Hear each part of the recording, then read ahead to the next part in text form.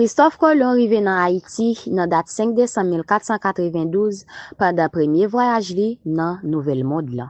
Li te les îles la Hispaniola et puis li établi premier colonisation européenne dans Amérique yo. Li te marqué commencement yon période changement qui gen gros conséquences pour histoire îles ak tout Caraïbe là. Comme avantage changement culturel, contacter ak européen yo te pote nouveau connaissance technologie ak plante qui vient faire partie agriculture locale là tant kou kansik ak citron. Communication globale. Rive européen yo te introduit Haïti ak yon système commerce international mettel en contact ak l'autre partie dans monde là. Comme inconvénient, destruction peuple indigène yo. Arawak ak Taïnos, premier habitant zilea te sibi massacre, esclavage ak maladie européen yo pote qui disparaît yo presque net.